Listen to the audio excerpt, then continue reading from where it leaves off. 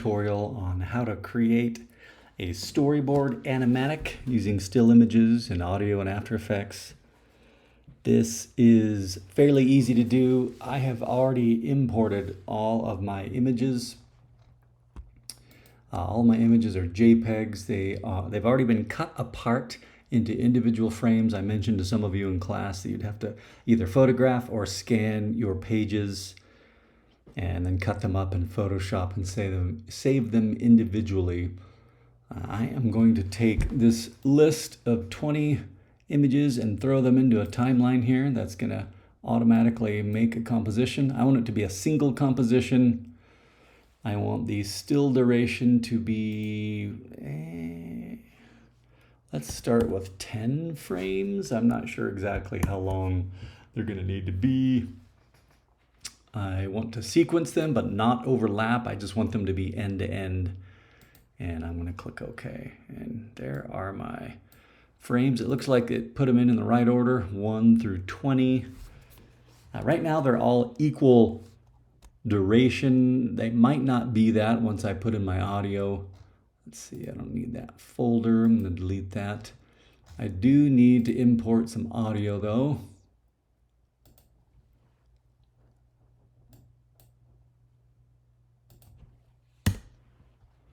There's my audio. I'm going to put my audio in the timeline. It's going to start at 0.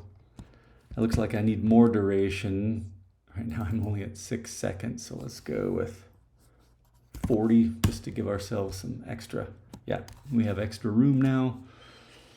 Okay, as you can see, my audio is about 38 seconds. So what I might do is just kind of eyeball. I'm going to stretch these out. Right now they are about, I don't know, they're way short. I'm going to stretch them all out like this. I'm going to select all of the layers. I'm going to go to Animation, Keyframe Assistant, Sequence Layers. Click. That's way too long. Let's go with something like that. Try the same thing again. Sequence layers. Okay, now we're getting somewhere.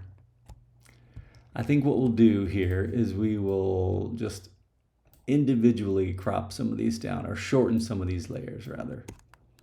So I only have 20 images. Your number might vary. But see, what I can do is come in here. What you're going to want to do is time each layer's duration based on how long you think it should last according to the audio you're listening to. Oh, another thing is, no, those are the right size. Okay. What is that? I've got a blank spot there. I'm going to try making a couple of these shorter. Basically, you just want to go in and edit the length of each frame to be as long as you think it should be according to the audio for maximum meaning. This is all that is due. Let's see, let's select those two. I'm going to move my playhead here and I'm going to press left bracket to move them onto the timeline so I can see them.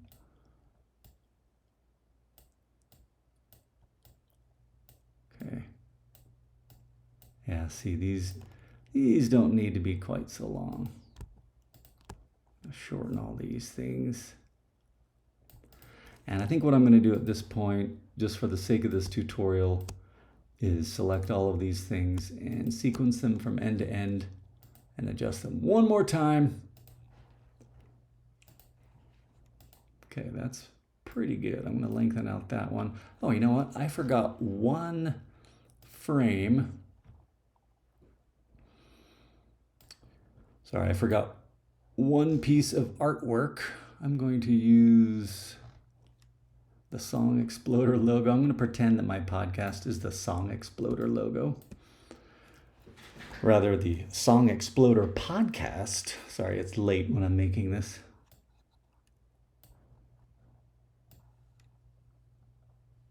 I'm also going to make the background here black. I'm going to hit Command K. to get my composition settings. Control K if you're on a PC. Okay.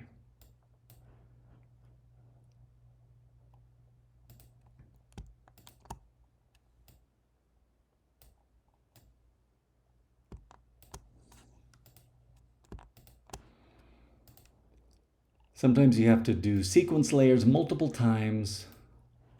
Okay, I think what I'll do is just stretch that one out. Now you'll notice I'm not actually listening to the audio while I go through these. You're going to want to listen to the audio, see what the natural sync points are, see when the visuals make sense with what is being said on the audio. That is not like a grass hopping. What are you doing? How does a daddy long legs make a life? Okay, this is what it's due.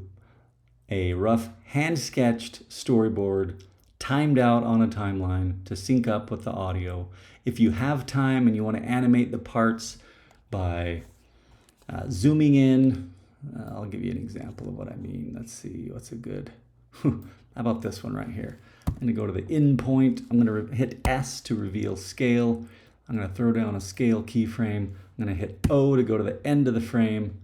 And I'm going to zoom in like that. So when I get to this frame, it's going to scale up like that. And then it's going to, you can do that to any, you can cut things out. You can animate the individual parts. But that is what is due in class for the rough animatic. Okay, bye.